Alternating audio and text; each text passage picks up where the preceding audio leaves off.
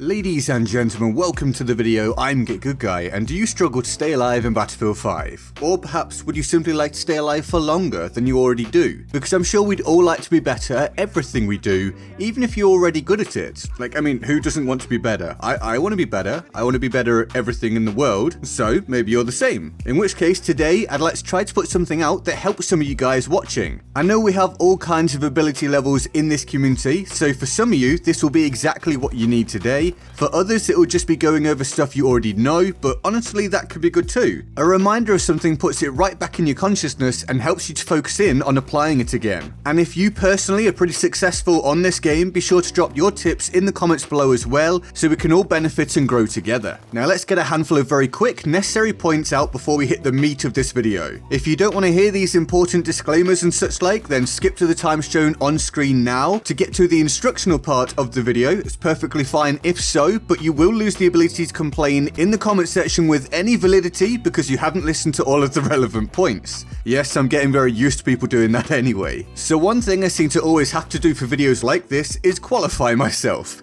So with a 3.6 KD, I am staying alive more than the average person. If that's enough for you to trust what I say, then great. If not, well damn, you have some high standards. If you'd rather watch something else, then go for it and, have a great day. Then there's that this isn't actually about the stat of KD or kill death ratio, but more so just the ability to stay alive and be an asset to your team. The KD ratio itself is simply one reflection of that, it's not the focus of what we're trying to achieve. And finally, if achieving a goal, making progress, winning the game, whatever it may be, calls for you to sacrifice yourself, then do it. Staying alive without purpose isn't our aim. We want to stay alive only when it's the optimal outcome. If you've listened to this section, feel free to start your comment below with, I wish I was cool like you, so I know you heard these points, and it boosts my ego massively, so thank you. Right, let's do this. Point 1, and this is the biggest thing I can say to you right now at the start. Doing well in a first-person shooter isn't just about shooting. We get so carried away with focusing upon extreme out-aiming and out-reacting the opposition, and this isn't unusual as we see clips every day on social media of literal gaming freaks like Shroud on PC, Optic Scumpy, or actually not Optic anymore, Scumpy on console, or whoever you want to name. But very little of what I talk about today will actually be about out-shooting the opposition. Sure, improving your aim is a massive thing, but it's just one part of a vast array of opportunities to improve, and putting yourself in endless 50-50 gunfights isn't the most advantageous thing you can do. So stop just running forwards without thinking and quote-unquote getting involved, and start shaping your mind to make decisions that give you the upper hand before the gunfight even starts. And yes, if you're wondering, this does mean even if you're not a great shot, you can become an above average player overall. Now, as with all of my tips today, elements of the background footage will reflect what I'm saying. It may appear I'm just shooting whatever turns up in front of me, but I'm absolutely not. Feel free to watch carefully and see if you can pick out bits of what I end up saying today. Now, moving on, focus on learning hot zones, the routes that people commonly take. What are all the main sightlines for where you are? How can you reduce the amount of sightlines on you? If you're conscious of these factors for long enough, eventually it won't even be required anymore. You'll be making these considerations and decisions automatically. Do you see what I'm saying? By putting in the work to consider these things, you make yourself better later, actually allowing you to actively consider less factors in the long term by focusing on more of them at this point. Because somewhere down the line, once you become used to it, you'll already be moving on the flank of a hot route. You'll already be moving around the back of a building so there are less angles to be shot from and whatever else. You'll be doing these things automatically because you've built good habits, so now you can benefit from it. It's like sport. If you shoot a jump shot in basketball 1,000 times, eventually some of it, if not all of it, becomes purely second nature and muscle memory. And you've done it so many times that you also automatically know what to do next, whether it's cover your man, trap back and defend, etc. So be smarter than the opposition by being more present in the moment. The mind beats the hands. So now you've trained your brain to outposition the enemy, how can you further apply the correct principles once you're in position? Well, my advice would be slice the pie. It's a name I saw another creator called True Vanguard use way back when. It essentially means you push into the action from an angle, as we've discussed, and once it feels like it's getting too hot or you've lost your advantage, vacate the area and come in from another angle further along, in and out at different angles, slicing the pie, giving yourself the constant tactical tactical advantage whilst limiting the enemy focus upon you. So maybe, to explain further, you've come in on an early flank. If you picture an analog clock, that'll be at say the 5 o'clock position. Once the enemy are aware of your presence there, find a way to leave and then hit them from another angle further up on the flank. So maybe the 3 o'clock position, and then perhaps behind them and so on at maybe the 12 o'clock position. The vast majority of players simply clump up in hot zones and look at the same key spots, so use that to your advantage. If you get taken out by someone that just happens to be more aware than the average player, then so be it, you can't counter everything.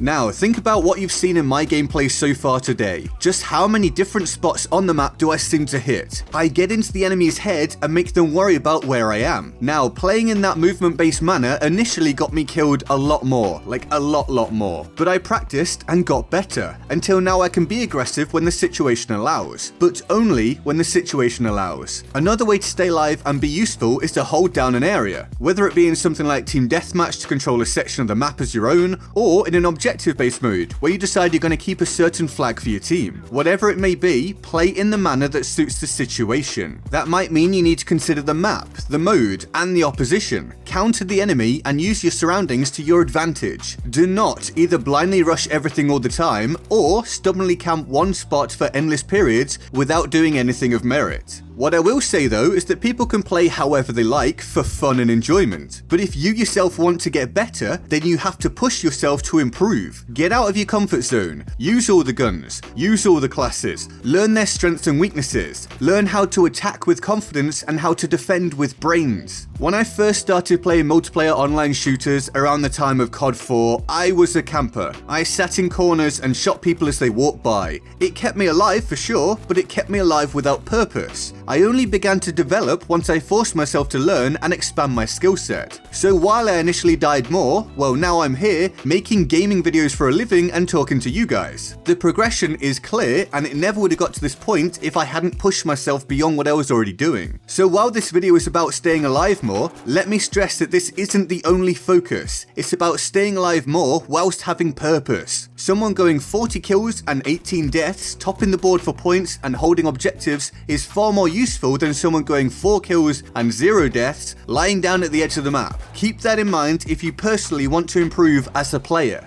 Now let me hit you with some faster, more specific tips. If you don't strafe in your gunfights, then start learning to do it. Stepping side to side, forwards and back, whatever it may be, crouching during the engagement, etc. All of those things can throw the enemy off, so do it. But only as long as you can maintain your own damage on the opposition. Beyond that, movement in general is an often overlooked asset. Run, jump, slide, be erratic. Stop walking down the middle of lanes whilst reloading. Stop standing in the open for no good reason. Be unpredictable. Cut down your time in transition and stay alive. When it comes to approaching corners, learn to pre-aim them, or pre-fire them, or jump around them, or slide around them when necessary or applicable. Whatever feels comfortable or fits the moment. But just casually stepping into enemy fire down a hotly contested street has to stop. If you're doing that, stop doing it. Keep it in mind every time you're about to do it, and eventually you'll cut it out. Now, be aware of audio cues like footsteps, if you can actually hear them, which I can't very well right now, but that's another issue.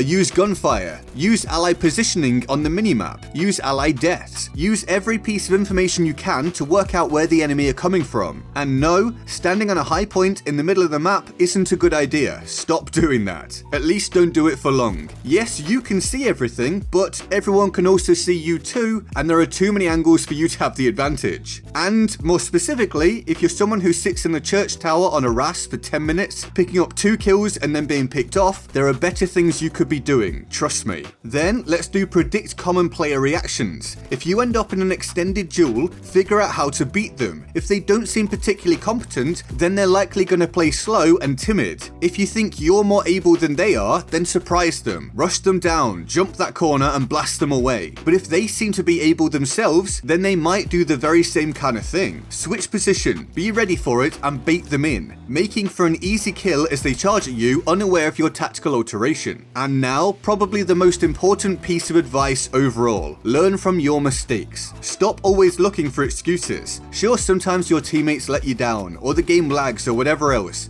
And yeah, you can be damn sure that annoys me too, and I complain about it. But what I now do almost as much is say something like, good shot, or my bad, or just laugh when something goes wrong. Because sometimes it is your fault, even if initially you don't think it is. Analyze it and work out what you did wrong. And learning from that mistake makes you better. Passing off your error by blaming something else doesn't benefit you. In fact, it might even make you a worse player because you're gonna go and do it again. Stop that. Take ownership and improve. And that's where I'm going to cut this one off today. If you enjoy this kind of video, then let me know. I might push out more of these for Battlefield and moving on into Call of Duty and whatever else I end up playing. I really hope this ends up being useful for some of you out there. Don't forget to leave your tips below for others to read, and let me know which aspect of today's video you think is most useful. If you enjoyed, hitting the like button genuinely helps me out, as does subscribing and turning on notifications so you never miss a video, and feel free to join my stream and my Discord server in the description below. Here's the board of awesome for the epic people who support the channel on Patreon. They're all absolute heroes, and I love them all very much and of course, often. If you want to join them on the board of awesome, the link to the Patreon page is in the description and my pinned comment. And with that all said, I'm GetGoodGuy, and I'll see you next time. Laters.